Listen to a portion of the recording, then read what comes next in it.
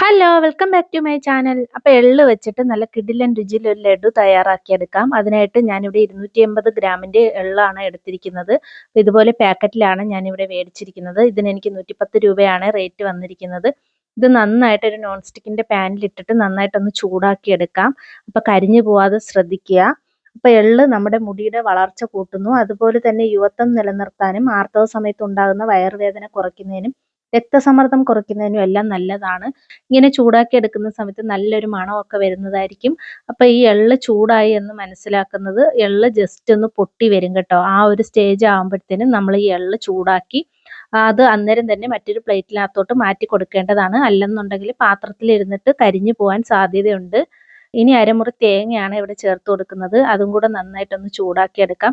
നല്ലതുപോലെ വറുത്തെടുക്കേണ്ട ആവശ്യമൊന്നുമില്ല. തേങ്ങയിലെ ഈർപ്പം മാറാനായിട്ട് ജസ്റ്റ് ഒന്ന് ചൂടാക്കി എടുത്താൽ മതി. തേങ്ങയുടെ നിറം ഒന്ന് ജസ്റ്റ് ഒന്ന് മാറി കിട്ടുന്ന സമയത്ത് നമുക്കിതൊന്ന് മാറ്റി വെക്കാവുന്നതാണേ. കൂട്ടത്തിൽ ഞാൻ കുറച്ച് കപ്പലണ്ടിയും കൂടെ ചൂടാക്കി എടുത്തിട്ടുണ്ടായിരുന്നേ. ഇനി തേങ്ങ നന്നായിട്ട് ചൂടായി വന്നിട്ടുണ്ട്. ഇതും കൂടെ ഒന്ന് ചൂടാറാനായിട്ട് അങ്ങോട്ട് മാറ്റി വെക്കാം. ഇനി ഇത് കരിപ്പോട്ടിയാണ്. 1 കിലോ കരിപ്പോട്ടിയാണ് ഞാനിവിടെ പാനിയാക്കി എടുത്തിരിക്കുന്നത്. കരിപ്പോട്ടിക്ക് പകരം നിങ്ങൾക്ക് ശർക്കര വേണമെങ്കിലും ഇതുപോലെ പാനിയാക്കി എടുക്കാവുന്നതാണ്. ഇനി നേരത്തെ ചൂടാക്കി വെച്ചിരുന്ന തേങ്ങയും കപ്പലണ്ടിയും കൂടെ പൊടിച്ചെടുത്തിട്ടുണ്ടായിരുന്നു. അതിനകത്തോട്ട് ആ എള്ളും കൂടെ ജസ്റ്റ് ഒന്ന് പൊടിച്ചിട്ട് ചേർത്ത് കൊടുക്കുന്നുണ്ട്. ഇനി നെയ്യുടെ മണം നിങ്ങൾക്ക് ഇഷ്ടമാണെന്നുണ്ടെങ്കിൽ ചേർത്ത് കൊടുക്കാവുന്നതാണ്. ഞാനിവിടെ ചേർത്ത് കൊടുക്കുന്നുണ്ട്. അതുപോലെ തന്നെ ഇതിനകത്ത് ഏലക്കാപ്പൊടി വേണമെങ്കിൽ ചേർത്ത് കൊടുക്കാം. ഇനി നല്ലതുപോലെ മിക്സ് ചെയ്തെടുക്കുകയാണ്.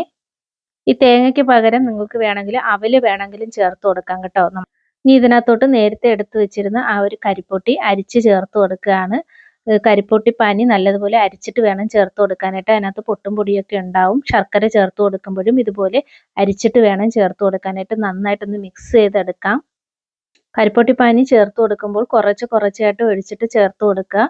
അല്ലെന്നുണ്ടെങ്കിൽ പാനി കൂടിപ്പോയിട്ടുണ്ടെങ്കിൽ ഇത് നമുക്ക് പരുവം കറക്റ്റായിട്ട് കിട്ടത്തില്ല. അതുകൊണ്ട് കരിപ്പൊട്ടി പാനി ചേർത്ത് കൊടുക്കുന്ന സമയത്ത് കുറച്ചായിട്ട് ചേർത്ത് കൊടുത്ത് ഇതുപോലെ ഞാനിവിടെ മിക്സ് ചെയ്ത് എടുത്തിട്ടുണ്ട്. ഇത് ഇതുപോലെ വേണമെങ്കിലും ഒരു ബോട്ടിലിനകത്ത് വെച്ച് സൂക്ഷിക്കാവുന്നതാണ്. ദിവസവും ഓരോ സ്പൂൺ വെച്ച് നമുക്ക് കഴിക്കാവുന്നതാണ്. കൈ നന്നായിട്ട് കഴുകിയതിന് ശേഷം തുടച്ചിട്ട് വേണം ഇതുപോലെ ചെയ്തു കൊടുക്കാൻ.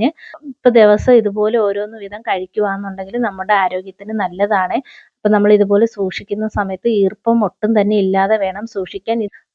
ഇത് ഒരു ദിവസം ഫുള്ളായിട്ട് നമുക്ക് പുറത്ത് വെച്ചിരിക്കാവുന്നതാണ്. അതിനുശേഷം നമ്മൾ തേങ്ങയൊക്കെ ചേർത്ത് കൊടുത്തിരിക്കുന്നതുകൊണ്ട് തന്നെ ഫ്രിഡ്ജിൽ വെച്ചിട്ട് സൂക്ഷിക്കാവുന്നതാണ്. അപ്പോൾ കഴിക്കുന്നതിന് തൊട്ട് മുന്നായിട്ട് പുറത്തെടുത്ത് വെച്ചിട്ട് തണുപ്പ് മാറിയതിന് ശേഷം ദിവസം ഓരോന്ന് വീതം കഴിക്കാവുന്നതാണ്. അപ്പോൾ വീഡിയോ ഇഷ്ടപ്പെടുവാണെങ്കിൽ ലൈക്ക് ചെയ്ത് സബ്സ്ക്രൈബ് ചെയ്ത് ചാനലൊന്ന് സപ്പോർട്ട് ചെയ്തേക്കണേ.